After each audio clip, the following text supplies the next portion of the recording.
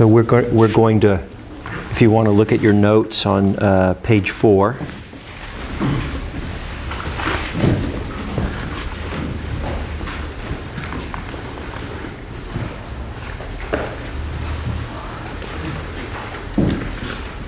We mentioned that the term Samadhi is often translated as concentration. The word actually means undistracted. And so to translate it as concentration is fine, and we will use that term because it's what everybody seems to use, so it's fine. It's interesting when as we mentioned earlier, that there can be some disagreements or controversy about what kind of samadhi or how much you should have. People may have disagreements about how much concentration, but if you notice if you use the term undistracted, I doubt anybody would quibble with that. You know, who would want you to be less undistracted, right? And so we want to take a look at, the problem is that the word concentration has a lot of different connotations. For example, it can mean concentrating very narrowly on something to the exclusion of other things. That can be one meaning of concentrate, but it could have other meanings. So we need to take a few moments and look at a couple of main ways that undistractedness can develop or can manifest in meditation.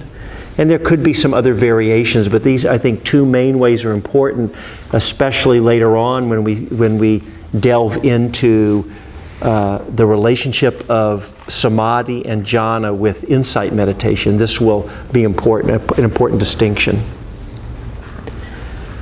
If you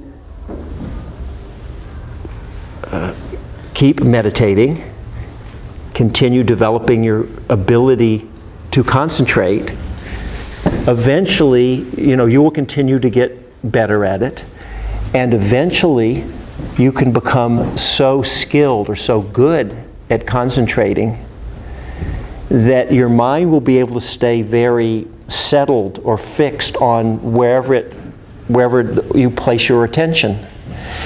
And if you take it far enough, say you get into the stages of jhana, you can get to a point where you're so good at concentrating that whatever object or wherever you place your attention, all of your awareness will be there and you won't notice other experiences at all, because your concentration ability is so strong to stay fixed on one thing or one point.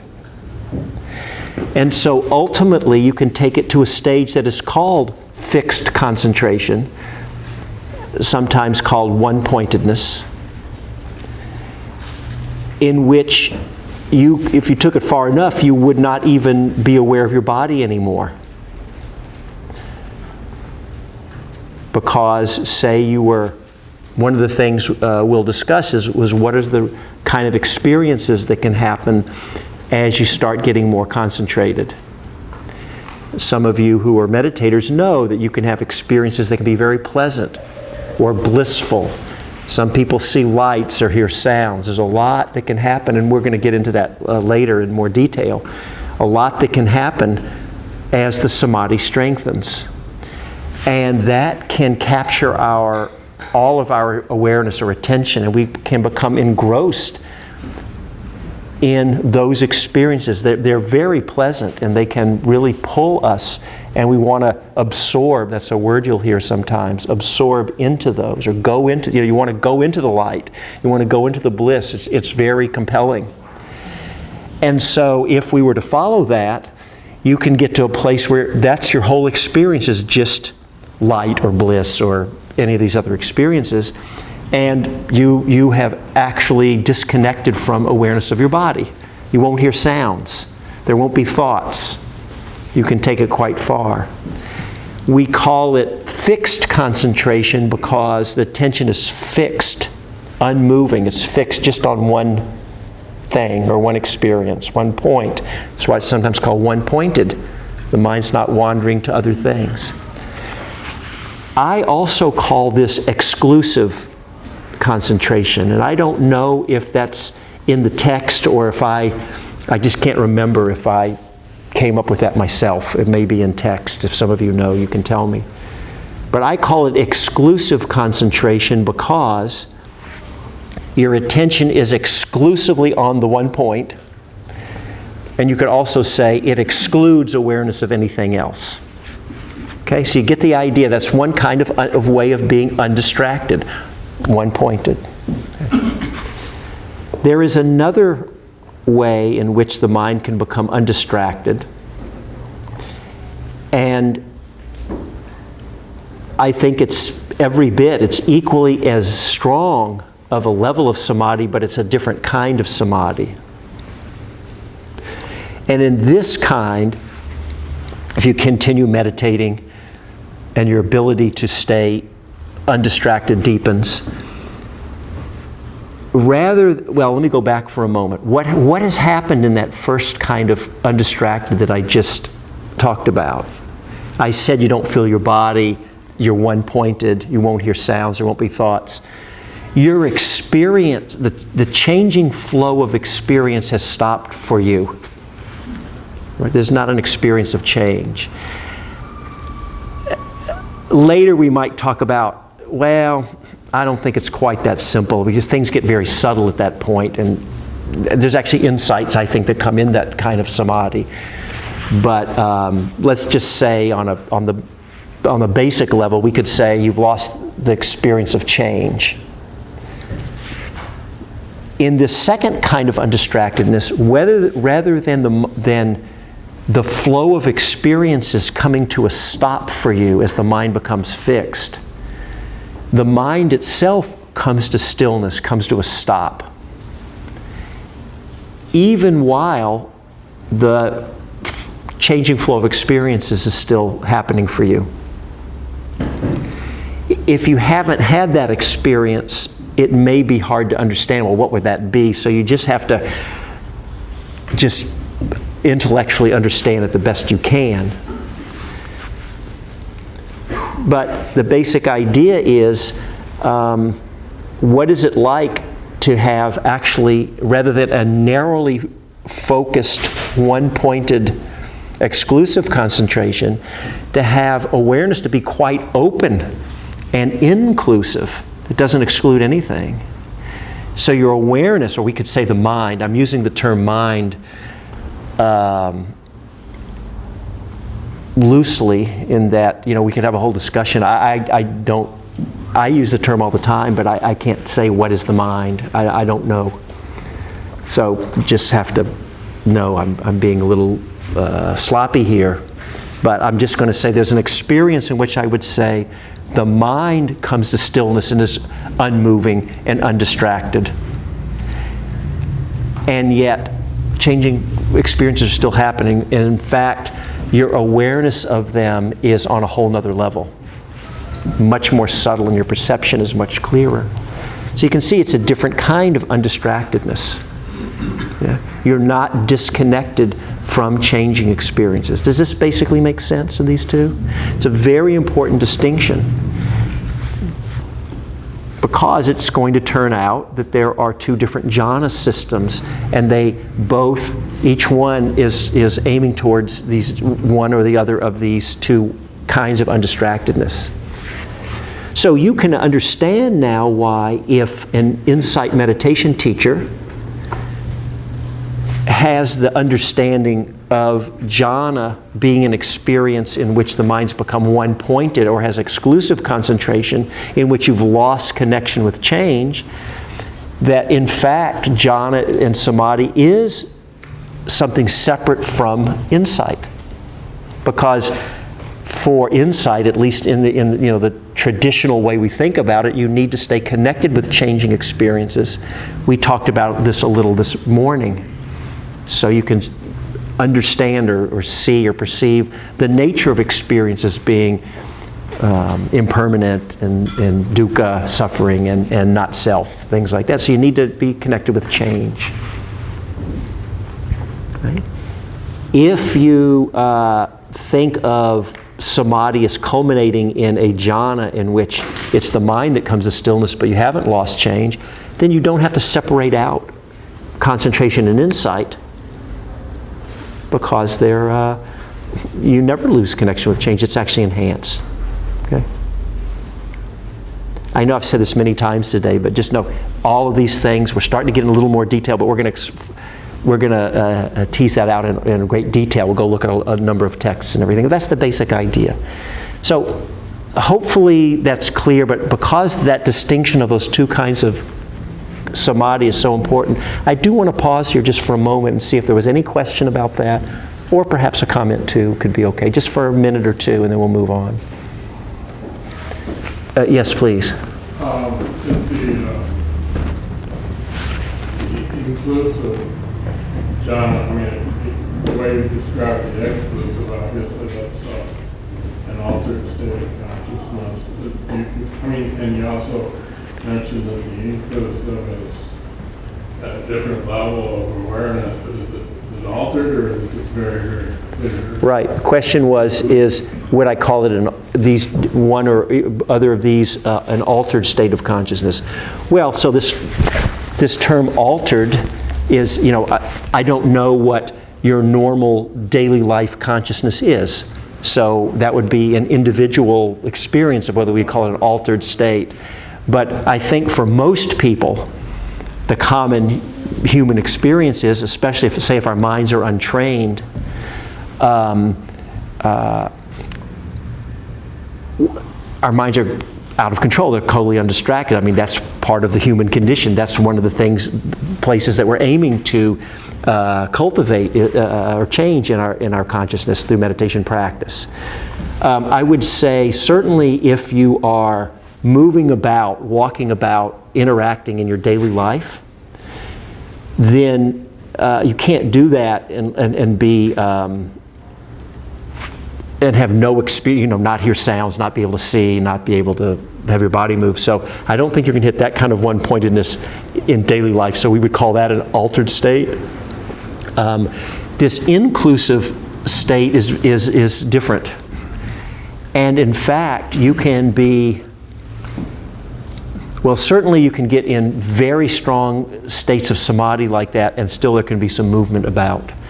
But I don't have enough personal experience. My own experiences with these states of jhana have been more in very, very strong samadhi, as I know some of you know, when you can do walking meditation or even moving about in daily life. There's just no question about it.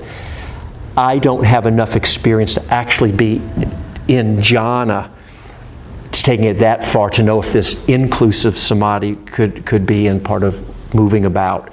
You can get moving into that territory for sure. I just don't know ultimately. Yes, please. I was just going to ask that in the Mahayana tradition, which I come from more, we sit with our eyes open. Right. And part of the reason, it seems to me, is we're looking for this more inclusive samadhi. Yeah. Does that seem accurate to you? Do you have any comments about open?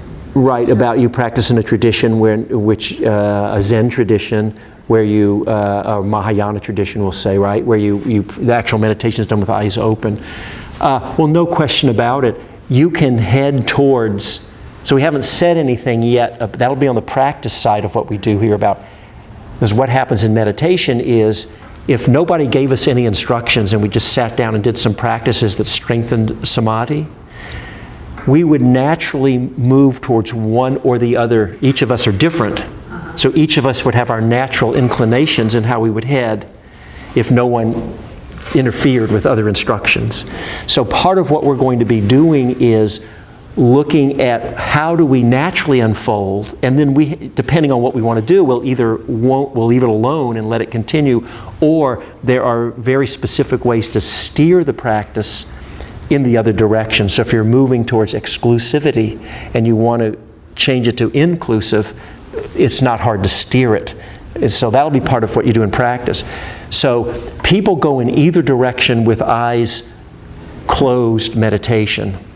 I have less experience with the eyes open, but my sense is it probably naturally does incline more towards inclusive. And I don't really imagine it going towards the exclusive, but I can't say that no one would ever go in that direction. That's the best I know to say. Yes? Could you talk about like your personal experience with jhanas, like you're sitting and closing your eyes? I don't mind talking about my personal experience, it's fine, but what I'd like to do is, and we may have some time where later on in the series we may have other people share also, because it's nice to hear the range, so I'll see if the time works out. I'd like to not take the time right now to do that, so I'm happy to talk one-on-one with you about it, but I just don't want to, so it's a fine question, but I hope that's okay. Okay. Yes, please. So I just want to be clear, when you're using the word jhana, are you using it to mean an exclusive, one-pointed form of samadhi, or are you using it both? Right. Well, I actually haven't said. So the question was when I'm repeating for the video. The question is when I talk about jhana, which one of these types of undistractedness am I referring to? I haven't said yet. You sort of mean. Well, no, actually, well, I'll just tell you what, this is getting a few sessions down, but what we're going to see is that the Visuddhimagga is very clear. It's heading towards exclusive one-pointedness. That's why in the Visuddhimagga, you're going to see there's going to be two paths of practice. If you do the path of samatha that heads towards jhana, it's not doing insight meditation because you're going to lose the connection with change. The Visuddhimagga is clear. Suttas, it's open for, well, I was going to say it's open for discussion. It seems pretty clear the suttas are talking about an inclusive jhana. So what we're saying is there's two different jhana systems. But this is we're going to get into it all, but it's just ahead of what So you're using jhana and samadhi completely interchangeably. The word. I'm not really using the term samadhi and jhana interchangeably. When I'm talking about jhana, I'm talking about jhana. When I'm talking about samadhi, it's a broader term that we would say, we're actually going to explore that in a few minutes. But for now, I would say samadhi culminates in jhana. But there's a lot of levels of undistractedness that's not maybe to jhana. If you're in daily life, in whatever level of distractedness you have, that's a certain level of samadhi. So I'm just using the term samadhi to mean undistracted. And that can be a little bit, it could be a lot, and it can be different as we see different kinds of undistractedness. Can you say a little bit about how you're deriving undistracted from samadhi, like where that exact translation comes from? He wants to know if I can say what's that, so the etymology of the word, where does undistracted come from? And yes, I can give it to you exactly here. Just a moment, I'll get it here. So here's where it's derived from. There's this Pali prefix, which is the sam, samadhi, the sam, and that means together. And then there's the root, the da, my Pali and Sanskrit pronunciations, you're going to have is not great, but that's that. And it means to put or place. So to put or place together, come together. It's related, there's a Pali verb, it's related to a samadhati, which means to put together or to bring together or to concentrate. And so what I've said, I'm just quoting from my book here, thus samadhi entails the unifying of the mind in a steady, undistracted awareness. So that's where I just pick one word, undistracted. What chapter is that? That's the very beginning of the first chapter. And I might, I don't know if I said that in I probably left that part out in your notes, yeah.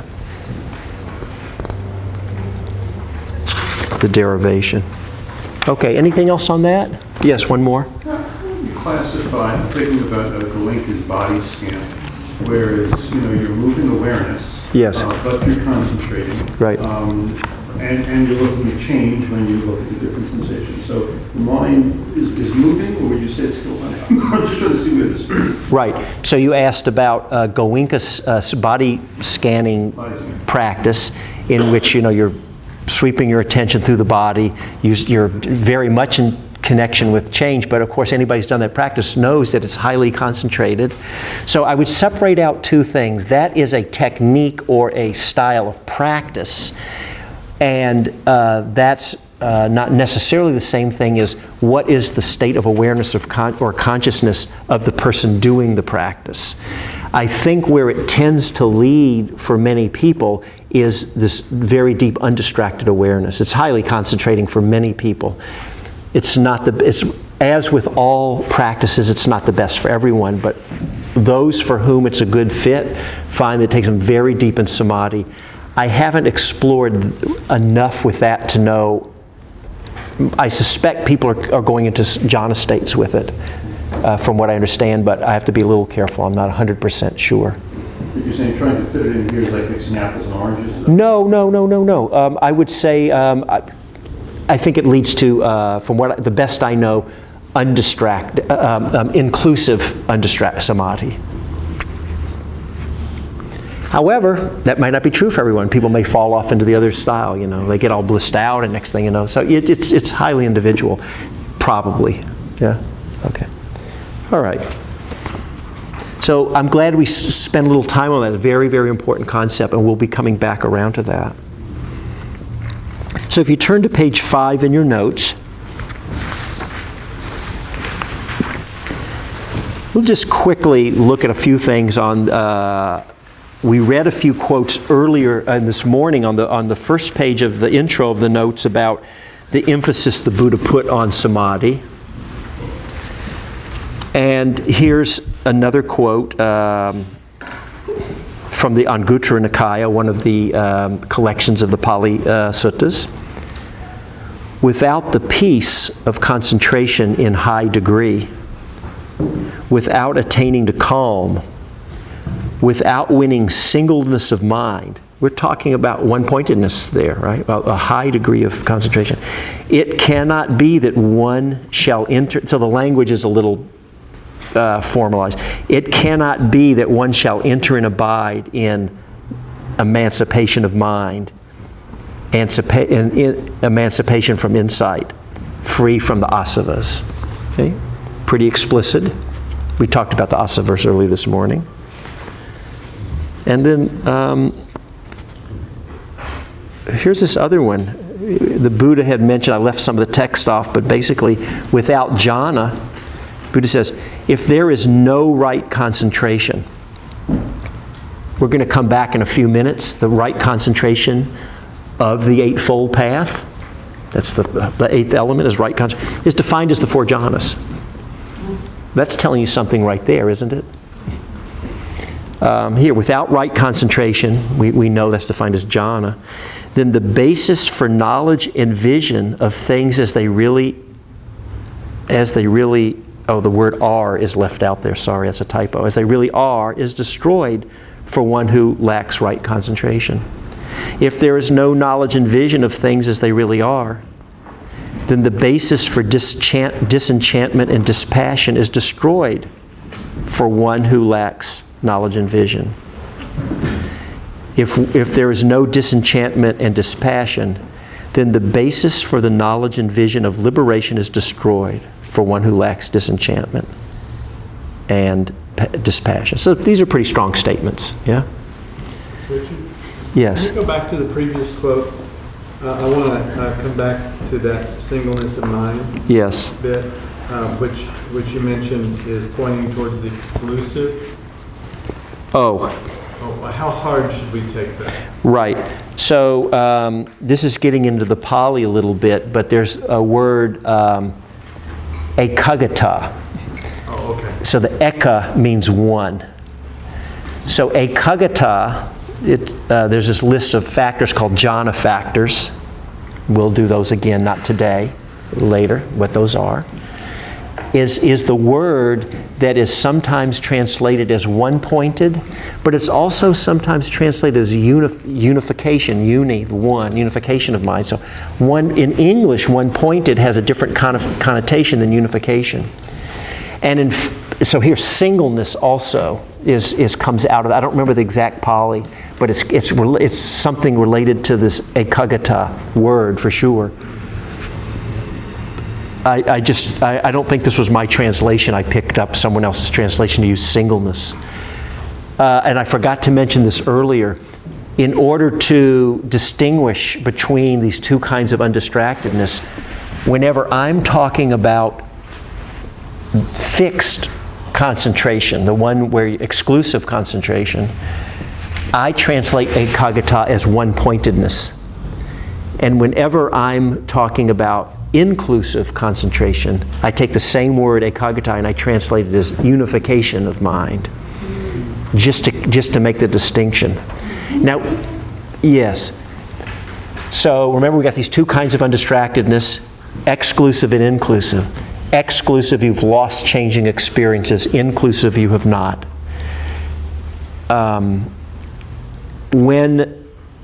When we come around later, and you'll see we're going to get in, this got off in a little depth into something we were going to do in depth later. So we'll slow it down later.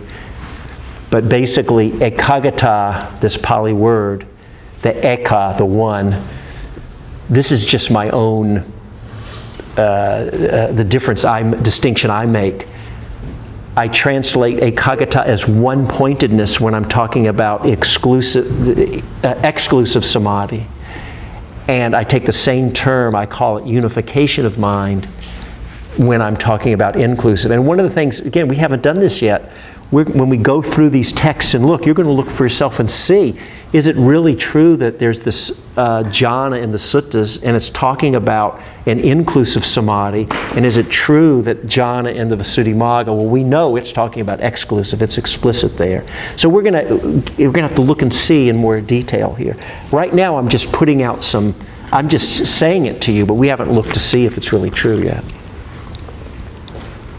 Okay.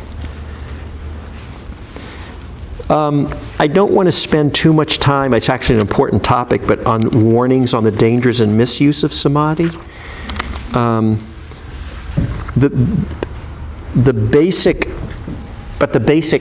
it's actually very, very important, but the basic thing to keep in mind is that these meditative states, first of all, they're extremely pleasant and they're compelling.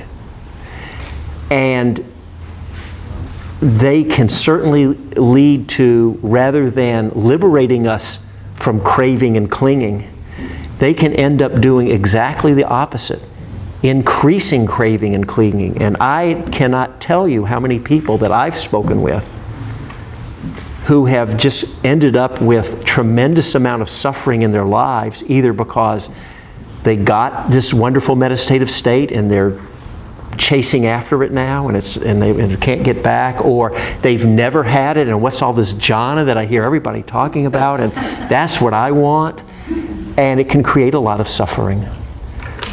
I would like to offer, this is not from the texts, it's just me, my own suggestion that I think it's perfectly fine to want jhana. The Buddha himself said go for it. I'll just read, well, he used slightly different wording, but you know, again, it's recorded in formalized texts, language, but if I can just, this is the Buddha. Listen to what he says. Jhana is called the pleasure of renunciation, the pleasure of seclusion, the pleasure of peace, the pleasure of enlightenment. I say of this kind of pleasure that it should be pursued, that it should be developed, that it should be cultivated, that it should not be feared. That it should not be feared. So I think that's go for it when I hear that. So the Buddha's encouraging us, and when we see later how much jhana is emphasized in the suttas, right? It's okay to want it. You can really want it. The question for us all is, how can we want it and aim for it without turning it into an object of craving and clinging? How can you want, so it's kind of it's sort of mysterious. How can we want something, anything, and yet not chase after it? So that's the sweet spot in practice So I don't want to get too much off into practice here, but there is a place that we want to be aware of the potential pitfalls, but we don't want to, what do they say, throw the baby out with the bathwater. We want to still can aim ourselves for it. It was kind of like when we were talking in the meditation instructions earlier today. Can we bring an attitude of ease and relaxation, practice in a way that naturally aims us to cultivate and strengthen these wholesome qualities, but also rest at peace with whatever's happening in the present moment. And if we can do that, and we may or may not be so skilled at that, so we have to work on it maybe, then we're really, and in fact, you end up getting more jhana faster, because that not wanting it as a concept, but actually in the moment feeling the contraction and the suffering that comes, it's a samadhi killer. The deeper stages of samadhi are not stages of doing, and actually not stages of gaining. They're stages of, deeper stages of letting go, actually. And we'll have to keep that in mind when we get into the instructions in a few months, because the instructions for getting jhana actually turn away from here's what you do into how do I let go and let the momentum of the samadhi take me the rest of the way. So we have to cultivate, that's coming later in a few months. How do we cultivate the ability to let go and let it take us? So that's what you need to keep in mind about the warnings on samadhi, basically.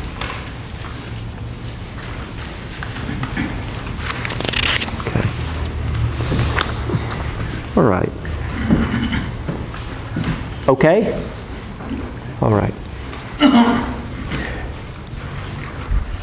So if you turn to page 6 on your notes,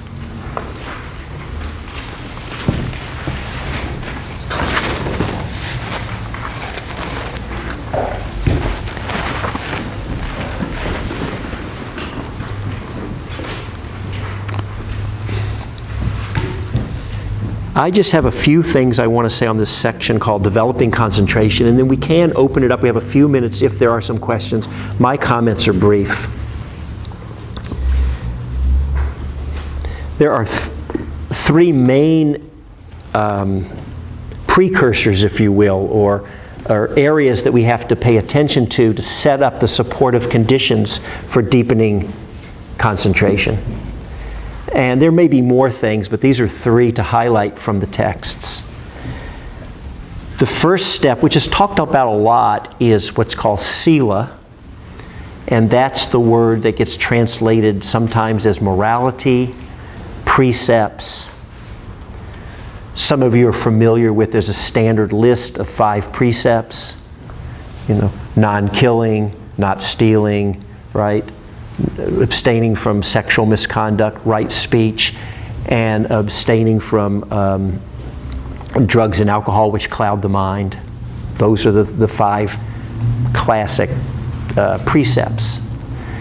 But the basic idea is, more broadly, is living our lives in a way that creates less harm for ourselves and others, and creates more well-being for ourselves and others. And I think we should understand that in 2 main ways. One is, just for its own sake, I hope it's just self-evident that is the way that I hope we would all want to live, right? Creating more happiness, or I say well-being, more welfare, and less suffering for ourselves and others. But in addition to being worthwhile for its own sake, in support of settling your mind, just think into your own life a time when you really did something that wasn't so great, and you have a lot of remorse or regret about it. Until you've cleaned it up, or it's been, healed it up or whatever, is your mind very settled? No. Generally, our minds would be quite stirred up. Oh, I did this, or why did I do that? And we're replaying it over and over. There might be a lot of regret and remorse.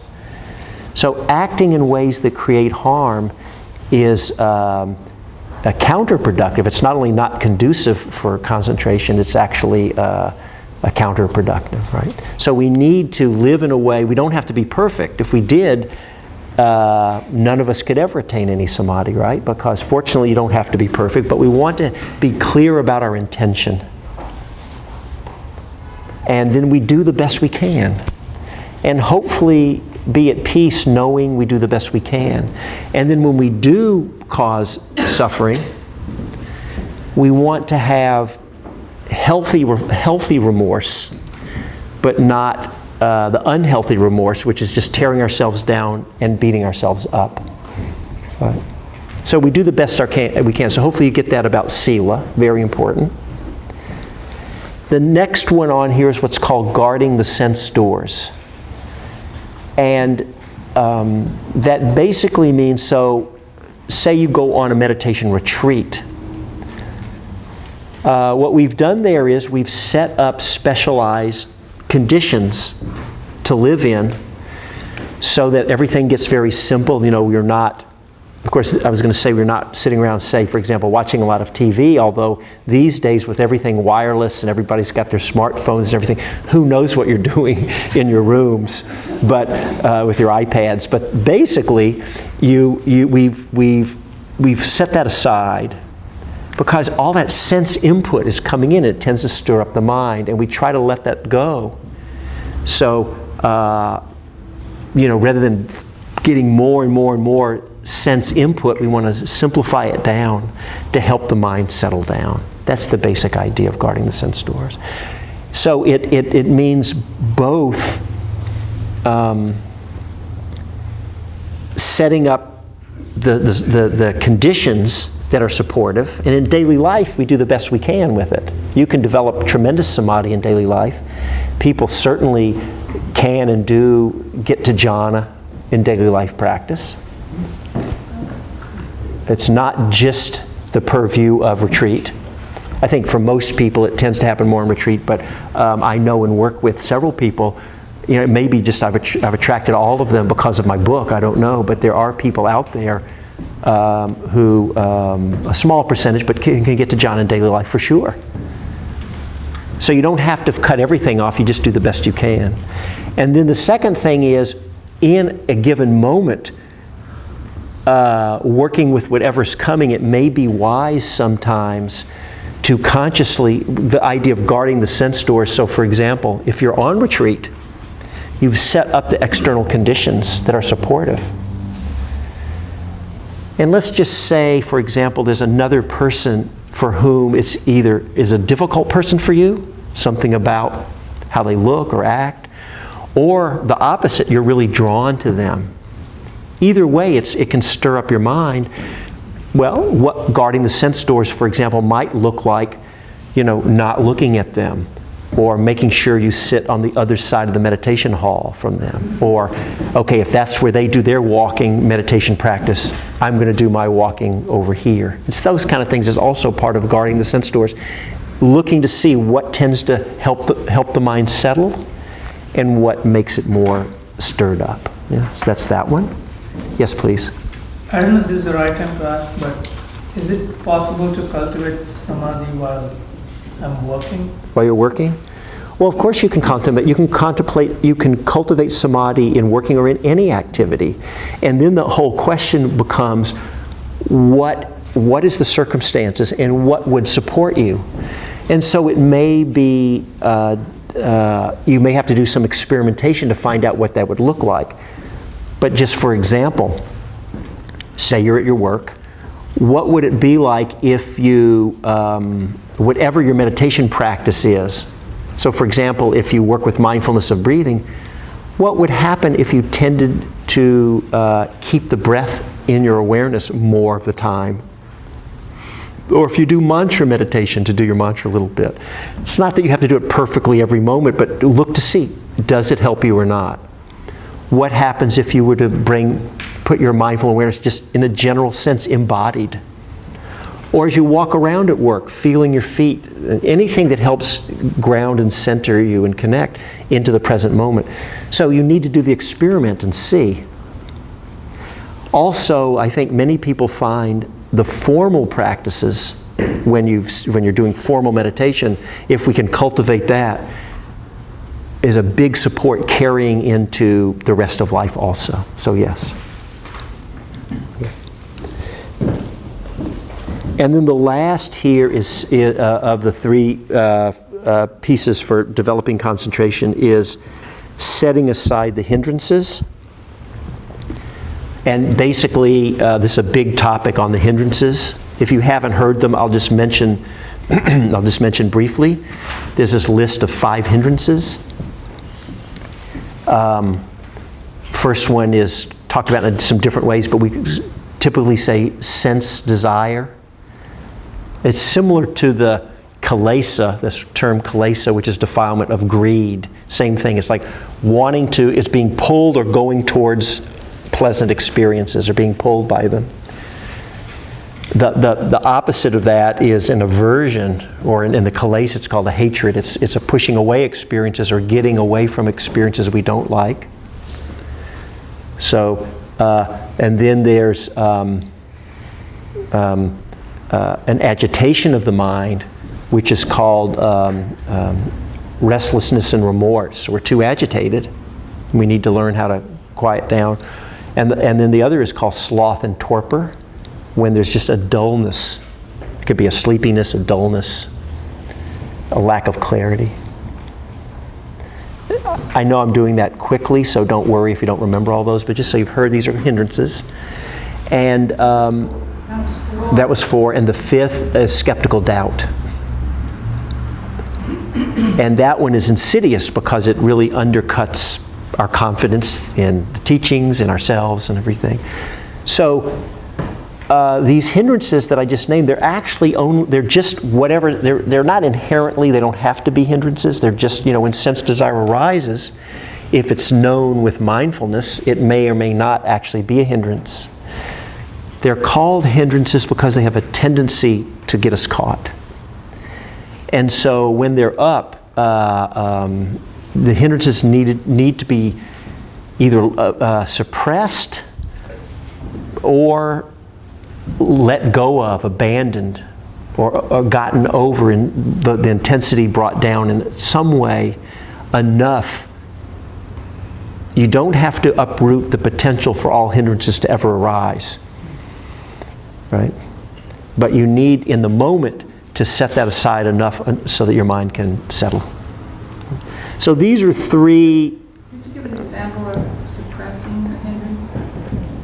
Well, suppressing a hindrance, I mean, that would be an example. Now, that terminology of suppressing has a little, violent might be too strong of a word, but it has a little of that. But so, first, I will come to that in a moment. But first, there's a lot we can do sometimes if we're just mindful of it. Sometimes, if we have sloth and torpor, it's not a suppressing, we actually want to disperse or diminish it. So we may get up, walk around, do something to energize ourselves, get more sleep, whatever we need, take some caffeine, whatever we need. That's not a suppressing. I think the suppressing has more of a warrior feel to it, where it's bringing more of a really strong sense of no, not now kind of a feeling. So it's not denying, but it might. So it depends on what's going on, what that would look like. But it's just like really putting your attention willfully someplace else and letting it go, and really. But you have to be careful about that, because that can be agitating, right? So you want to be careful. I just named that because there's a traditional list that the Buddha puts out on how to deal with these difficulties, and there's abandoning and letting go, and there's all these things. And finally, at the end, the Buddha says, if none of that's worked, then he says you suppress, and he really says, crushing mind with mind. I mean, it's really got this very powerful feeling to it. So, we have to see for ourselves when that sense feels right or not. That's really all I have to say about it. Did you want to say something on that, Ted? And formations come about as part of body, speech, and mind. And we don't want to, we all know we don't want to suppress anger, but we suppress saying something and then pay attention to what anger feels like in the body and how it feels. So that's simple for me.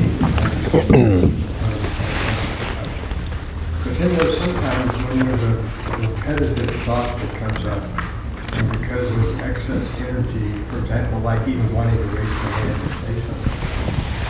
I might not do that and just let myself go.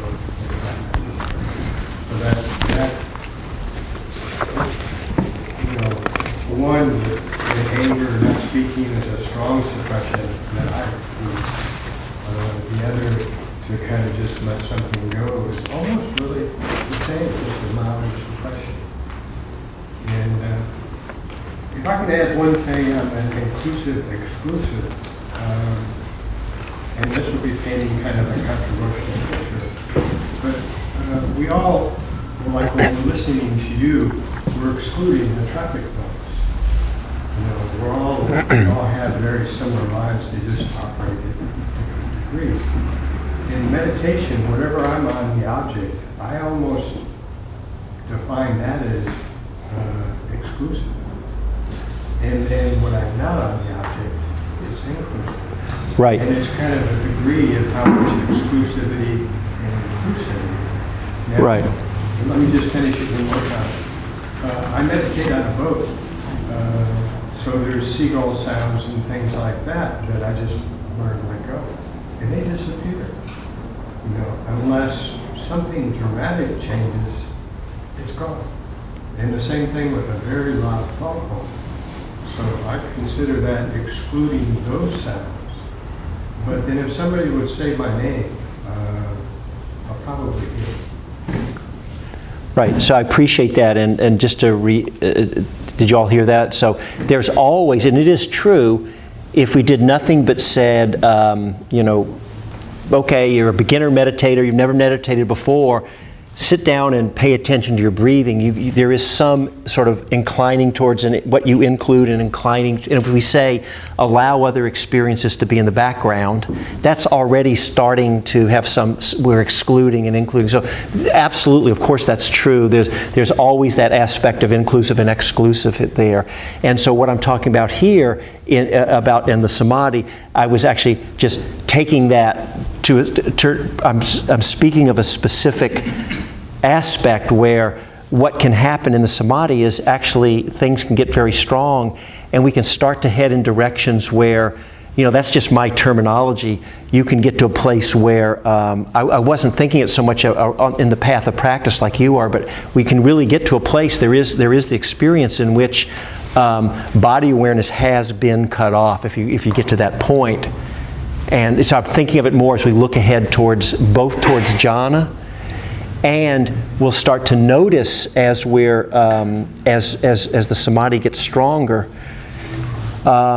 People generally, sometimes it's not so obvious, but for many people, we start to move into one of two areas. You start to really feel like the draw into some of the experiences of Samadhi, and really it is leaving behind certain experiences. And for other people, they become more and more aware of all the foundations of mindfulness, become brighter and clearer and everything. So it unfolds differently for different people. And we just want to start having awareness about that. And we'll actually explicitly include that in the meditation instructions to start being aware, how is it for us there? So anyway, I appreciate that. Thank you.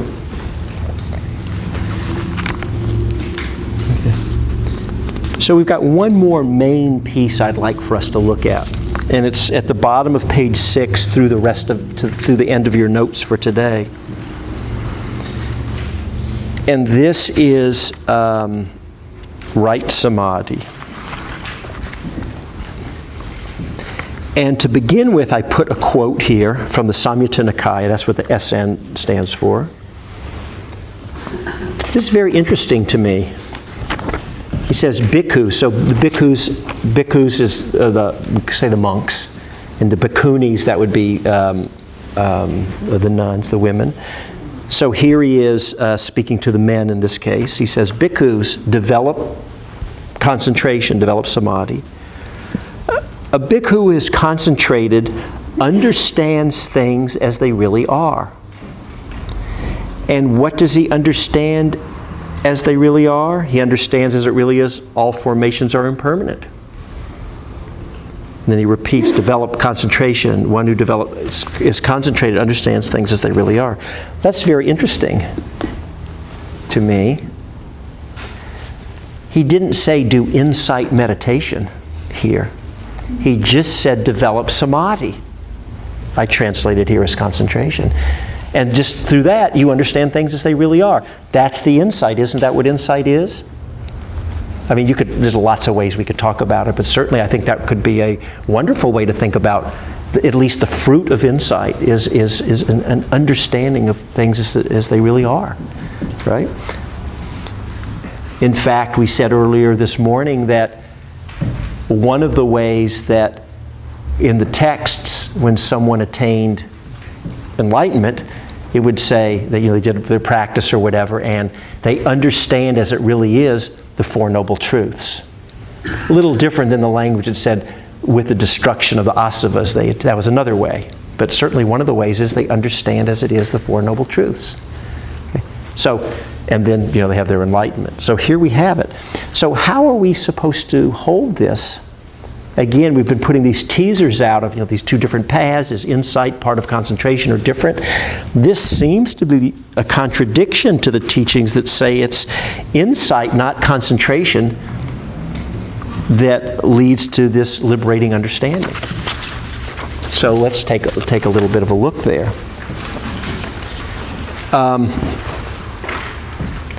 So I made a statement at the top of page 7. This is me speaking. I said, the suttas are not, this is a big statement for me to be making.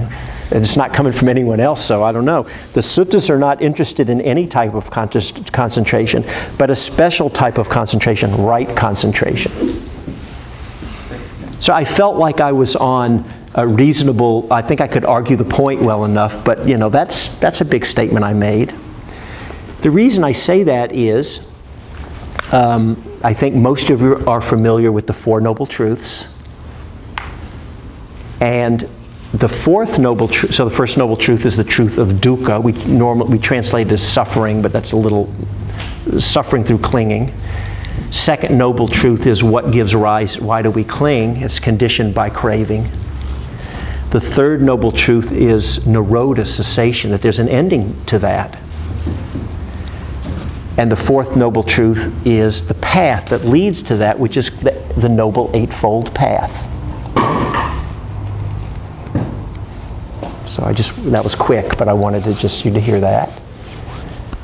And so the Eightfold Path has the wisdom section, which is the first two elements, right? Right view, or you could say right understanding, and then right intention. And then the next is the morality section, right speech, right action, right livelihood. And then the last section of the Eightfold Path is called the Samadhi section. Kind of interesting. It's not called the mindfulness section. It's called the Samadhi section. And it comprises right effort, right mindfulness, and then culminates in the eighth, right samadhi. Okay.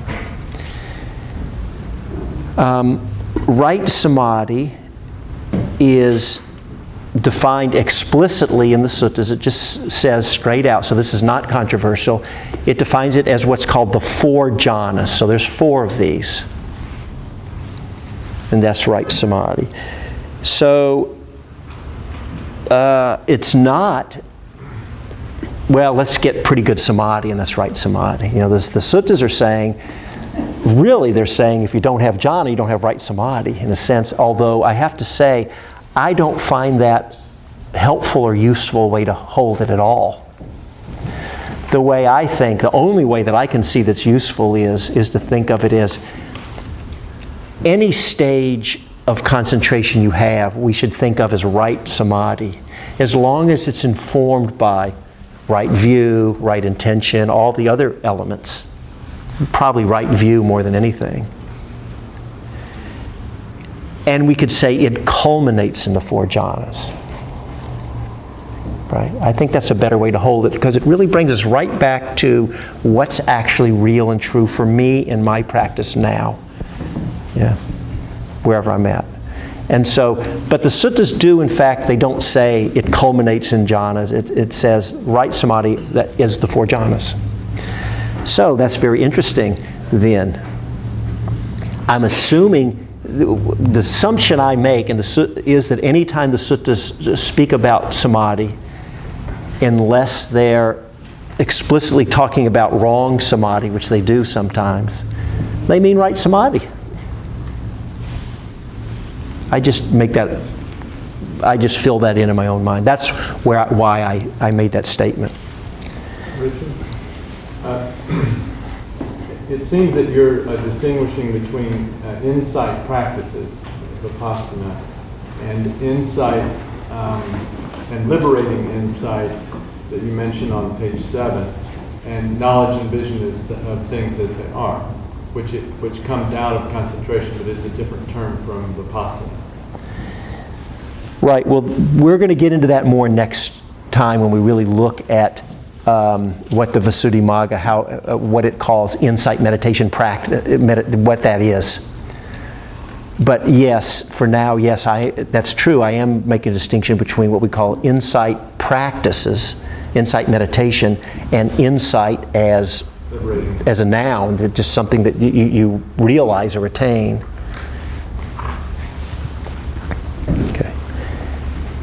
Okay. All right. So what I thought we would do here then is, let's look at the definition of jhana. Now, we're going to take a whole day and do nothing but tease this apart. Okay? But I just want you to hear this, and we're going to say a little bit about it. And so, one of the things I also realized, I mentioned to someone, I'm going to try and upgrade our audio system for next time for two things. One is, I think the church has a PA system, so I can actually lower the intensity of my voice and still be heard. And the second thing is, because I'm consciously trying to project into the back, and the second thing is, it's nice if other people can do some of the reading on the text. I'm reading them all today, so it gets on the recording. I say that because I realized I was going to ask if anyone wanted to read, but it's nice to have other voices in since there's so much of my voice in. So please just follow along here. So you see in the middle of page 7, by the way, if any of you are familiar with the jhana definition, so this is the jhana definition in the texts. There are many, I can imagine, meditative states that are very deep and profound, but we wouldn't call them jhana unless they match this description, because by definition, this is jhana. If it's got to match these words, that's what makes it jhana. That's just by definition. Okay? And what I wanted to say is, this is my own translation, so just to keep that in mind, because it's a little different if you're used to a different translation, like Bhikkhu Bodhi's in the text. This is slightly different. So it's very close, but there's a few differences. So there, under jhana definition, I'll just read the definition of the first jhana. Quite secluded from sensual pleasures. So here we are. Remember, there was setting aside the hindrances and guarding the sense doors, right? So here we are. Secluded from sensual pleasures. That's guarding the sense doors. Secluded from unwholesome states. There's the hindrances. A monk enters and abides in the first jhana, which is characterized by rapture and pleasure born of seclusion and accompanied by thought and examination. Okay, is that clear, right? No questions? Everybody got that? That's it. It's not very clear, is it? Yeah. So we need to see, like, what, so we understand about secluded from sensual pleasures and secluded from unwholesome states. Then there's this first jhana, which is characterized by something rapture and pleasure. So don't worry about the Pali. We're going to get into all this later. And there's a whole different range of ways we might understand what it means. But there's a rapture and pleasure, a rapturous and pleasurable quality to jhana. And then this part, accompanied by thought and examination. What's that? For now, I'll just say the Pali terms, of all the terms that we're going to talk about throughout the whole 6 months, those are the ones in which are least understood what the original meaning was. And I've had discussions with some Pali scholars about that, and they've all told me, yeah, it's hard to come to what the meaning was. So what I did was, without taking sides, I stuck with more the actual kind of root meaning of the words, just to try to be neutral about it. We're going to get into all this later, right? So there's something, anyway, so you can see why already people might, there's all different kinds of experiences that could match that. And in fact, we'll come back and read the definition of the second, third, and fourth jhanas in a minute. But let me read you, this is a quote from an interview in this book from Ajahn Thanissaro. And I think he points to some of the jhana controversies here. So he was asked, why do you think there's so much disagreement and controversy around samadhi? And he gave a very interesting answer. He said, there are two basic considerations. First, the tradition talks about samadhi in so many different ways. And particularly, if you take the canon on one side and the commentaries on the other, that's what we've been mentioning today, they are really talking about two very different things. When you read the descriptions of nimitta, and a term we haven't talked about yet, and jhana in the canon, they're very different from the nimitta and the jhana you find in the commentaries. The Visuddhimagga uses a very different paradigm for concentration from what you find in the canon. That begs the question, why do the commentaries differ so radically? Nobody knows. Second, there's a much larger issue, which is, given that we're talking about purely mental states, each person's sense of the map inside the mind is going to be different. When I use a term and you use a term, there's no guarantee that we're actually talking about the same thing. And this points to some of the problems or the issues around this definition. And in fact, I think it's good news that we don't have to make anyone right or wrong.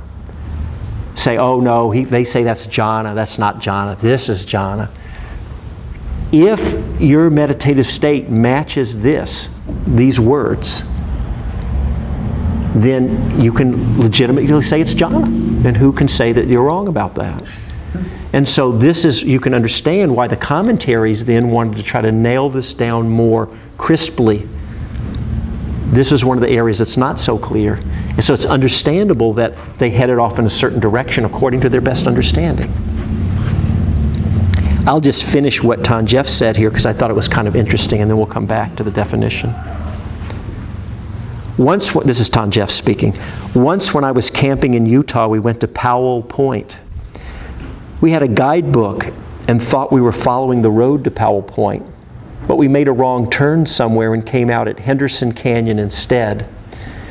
We walked out to the end of the point there and tried to identify the landmarks the guidebook said you could see from the end of Powell Point, the Henry Mountains and so forth.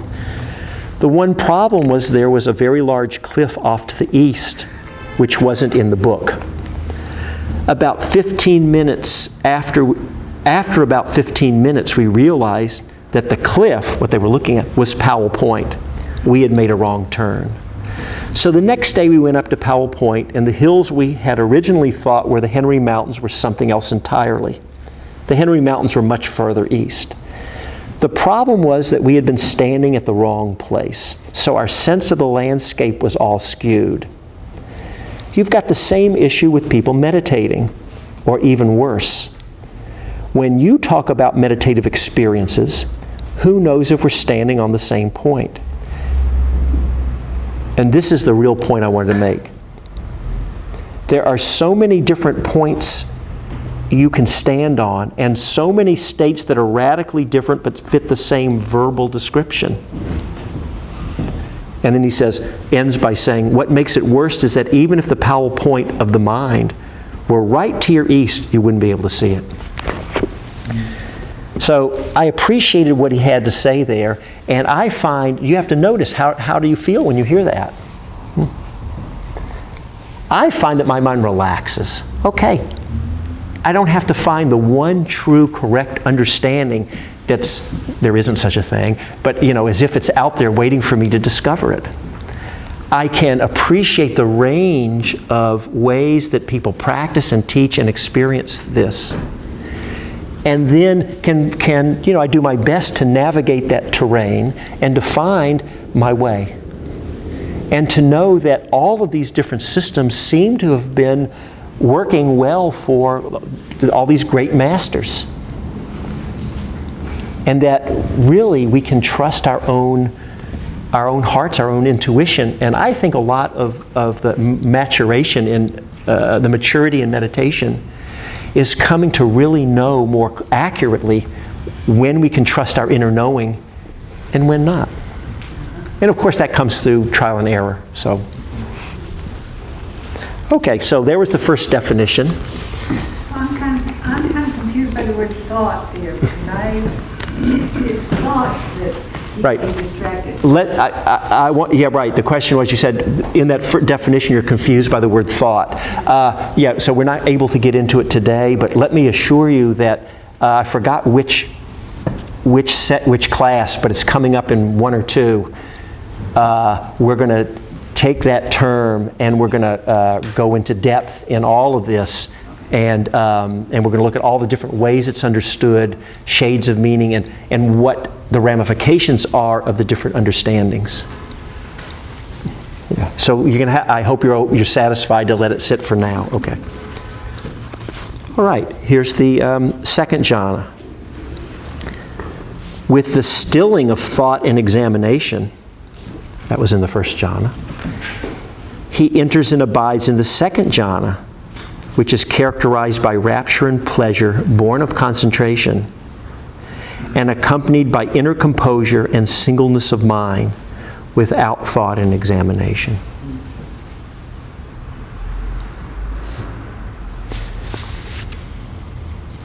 With the fading away of rapture, he abides in equanimity, mindful and clearly aware, feeling pleasure with the body. He enters and abides in the third jhana, of which the noble ones declare, equanimous and mindful, he abides in pleasure. You may not have noticed feeling pleasure with the body is there in the third jhana.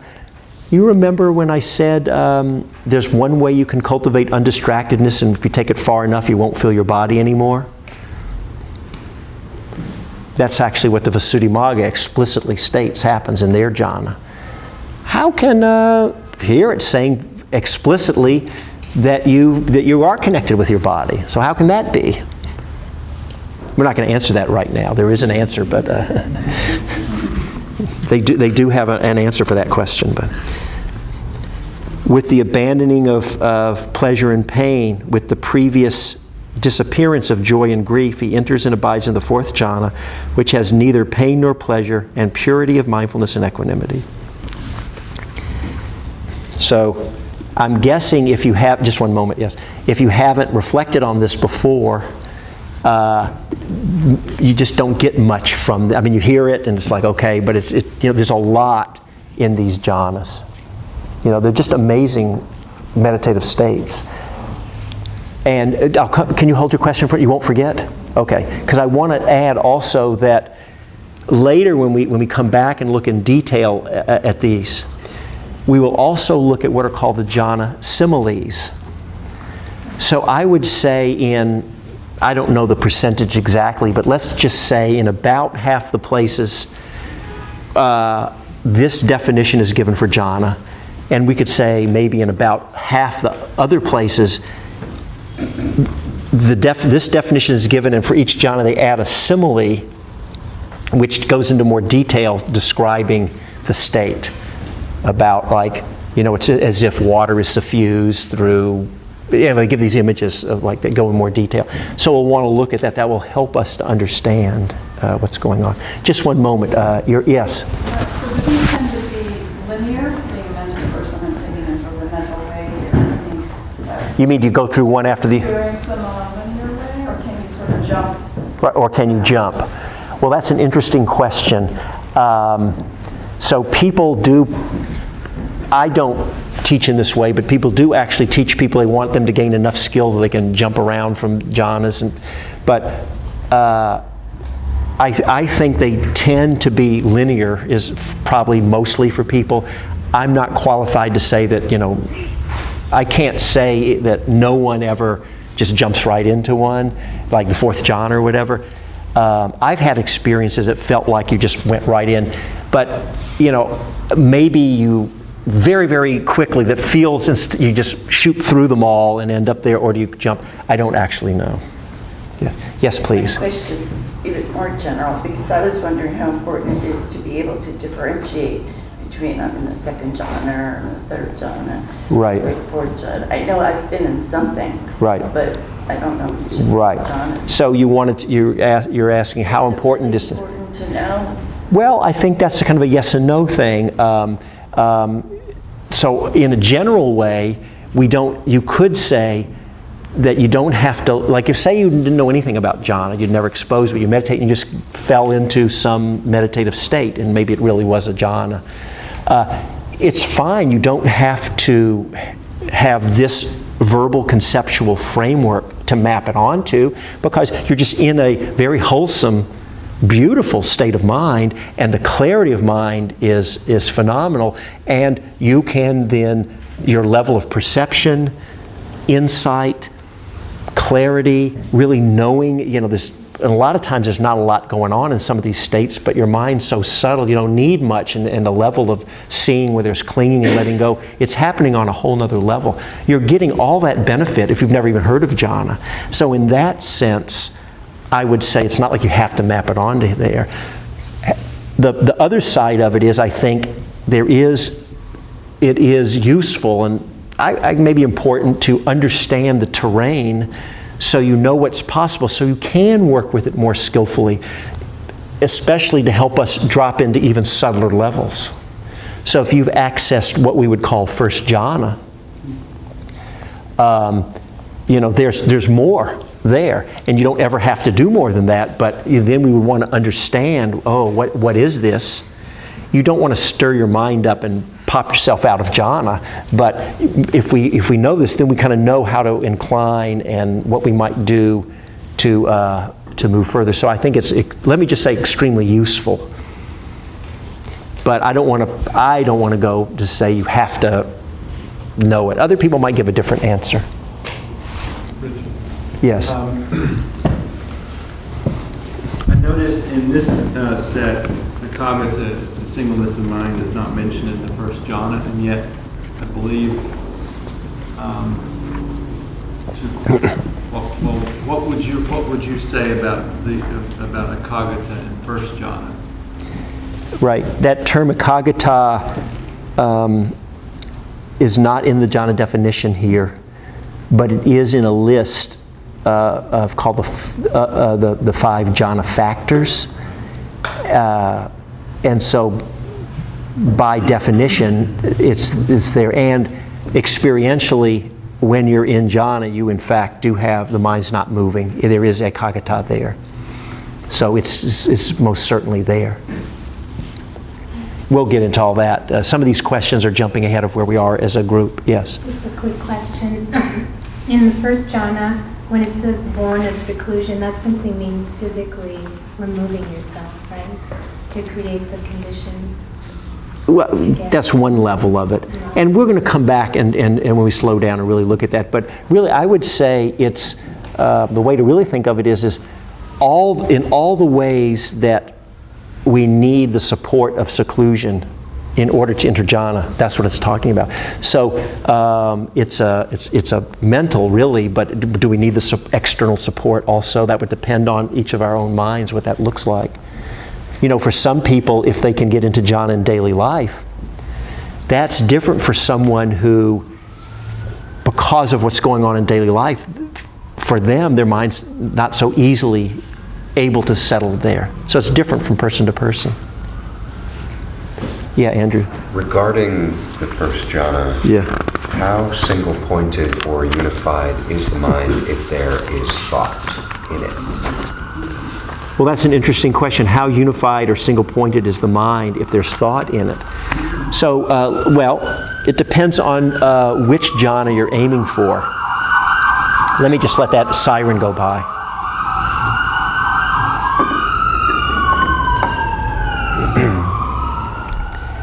So there's a quote from Ajahn Chah that some of you, I think, may have heard of about the still forest pool. And I can get it pretty close. This isn't exact, but I think it gets the idea of this, what I'm calling exclusive undistractedness. He says, sorry, it's been a while. He says, make your mind like a clear forest pool. All kinds of rare and wonderful animals will come to drink at the pool. In other words, all kinds of experiences will come and go. But you will be still. You will see many amazing or wonderful things come and go. And anyway, somehow he says again in different language, but you will remain still. And then he goes on with the quote. So that's the idea. So it's interesting. We're using concepts about something experiential. So the question is, if we're engaged with thinking in the normal way that most of us thinking about it, that's not a unified mind. But there is an experience in which the mind becomes unified, undistracted, still. It's not moving. And yet, so it's not, it's just not moving. And yet thoughts are seen, they're not identified with in so much. It's kind of like the sound of that siren that comes and goes on its own. Thoughts bubble and come and go, right?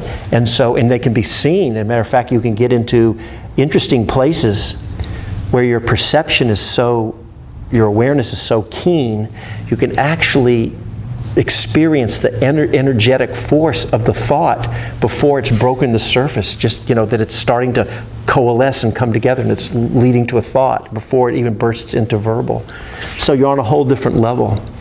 But there's a part of the mind that's not moving.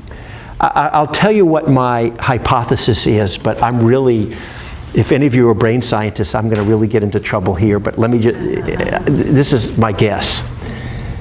And I don't know that much, as you're about to find out about brain science. But, I think they're finding that what produces what we might call the mind, it's not just one, if we want to map it onto what's happening in the brain, it's not just like one spot in the brain. There's a lot of different mental functions that happen in all different kind of places. Whatever parts of the brain are engaged in the mind coming to utter unmoving, your mind can never wander off. It's just unmoving still. Those in all the jhanas are the same. They just, the mind is just stopped. In this one-pointed fixed concentration, in addition to that, other brain centers also come to quiescence so that other experiences can't arise. Whereas in this inclusive, the mind is equally still, but other parts of the brain have not come to quiescence, so they're still functioning, and other perceptions can arise. Does that make sense? I have no idea if it actually works that way, but I thought it was a good image that made a lot of sense. And my guess is that if they ever, my guess is that, just speaking experientially, that's what will be discovered, but I don't actually know. Yes, please. I'm confused between sensual pleasure and rapture with pity, because I could feel rapture listening to pop cello. Right. Concerto. Right. So this is an interesting pleasure. This is an interesting question. The question was confusing between sensual pleasure and rapture, or what you call piti. That's what the Pali word, right? Bliss sometimes used. So we're going to get into that, but in fact, I'll go back to a previous quote of the Buddha that we skipped, but yes, we're making a distinction there of two different kinds of pleasure. One is what we call ordinary sense pleasures, and then we would talk about, well, it's interesting, when you start to get into this piti, the Pali word for this bliss or rapture. So it can actually, I would say that it can manifest in some ways that are quite sensual. And in fact, I hope this isn't too strange to say, but people get into meditative states, they feel sexual even, because it gets into more of an orgasmic kind of a thing. So that part can be there. There's also another level to this that's not ordinary sense pleasure. Okay, I'm going to leave it at that for now, but that's an important point. But let me just go back here to one of the warnings on the dangers and misuse of samadhi.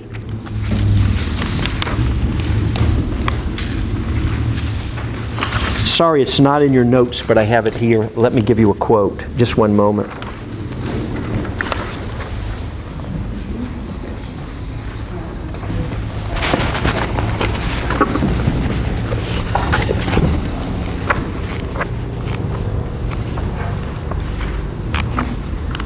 Just one moment, sorry.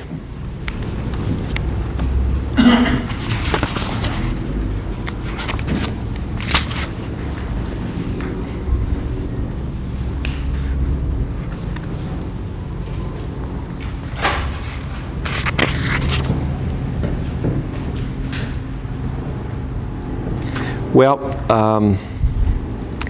I thought I had the quote, and I don't, but wait just one second here.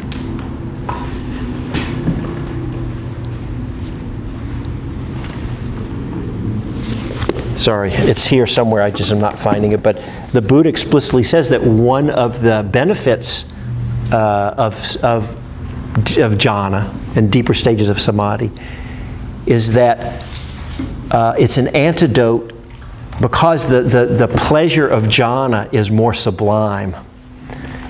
It is said to be an antidote or a help for overcoming clinging to ordinary sense pleasures, because it's on a different level. But also, I think the point you're bringing up about potentially being, you said you were confused about it, because we said earlier that actually it is possible to fall into craving for jhana, in which case we've taken something that's important and wholesome, and it's been corrupted, so it can happen. So we watch out for this, and the way we do that is our minds become more and more attuned. We know, at least on the grosser levels, we know when we're craving for something, if we're honest with ourselves. And then are we willing to let it go, or at least aim in that direction? Sometimes it's not so easy to let go, and then we have to work with it. Yes? My years of doing Vipassana is very interesting, because the more jhana states, as described in the language here, seem to me very similar to always what the training was for insight meditation, but without any of the pleasurable aspects. That's me. So, for example, in all the millions of retreats I feel like I've attended, people can be in states of great pain, I think, more often than they ever seem to express being in states of great pleasure. Yeah. So the idea of balance is fascinating. Right. Yeah, well, that's true. You were saying that your experience on retreats is that, of course, you're guessing what might be happening for others, but that it seems to you that people sense that what we're talking about here with jhana is that it's similar to what you've experienced when you've done insight Vipassana retreats without the pleasure added in. Or the rapturous, whatever kind of cloudy states. It's a very sort of analytical and dry attention. Right. That analytical, dry intention is not the experience of everyone, but it is the experience of some. And I would say even on a traditional standard Vipassana insight meditation retreat that's not emphasizing samadhi or jhana particularly. I would say my rule of thumb is, and the numbers aren't so accurate, but you'll get the ideas, at any given time, 1/3 of the people are in heaven, 1/3 are in hell, and 1/3 are somewhere in between. And everybody's moving in and out of those categories all the time. What I mean is 1/3 are having a pleasant experience. It's not like everybody's sitting in pain. But even if this is getting into the way that I'm going to offer the instructions in our class, we can practice in a way that where we're not separating out the samadhi from the insight, and that when your mind's clear and your body's not bothering you, and you just do your concentration practice and you just go for it. And then you don't have to switch to another practice called insight. Because on its own, there's going to be times when you are suffering, and you get plenty of suffering to work with. And then we don't cling to, I have to be going for concentration. Something else is happening now. We need to have the skills to work with that. And we do. And so we're on the insight side. And then on its own, that will change and we'll be able to concentrate. We're back on the concentration side, and we do the concentration practices. And so we don't have to choose. We can let our experience inform what's needed. It is true that the pleasure that comes through samadhi has an important function, right, in drawing us in and everything. So there's no question about that.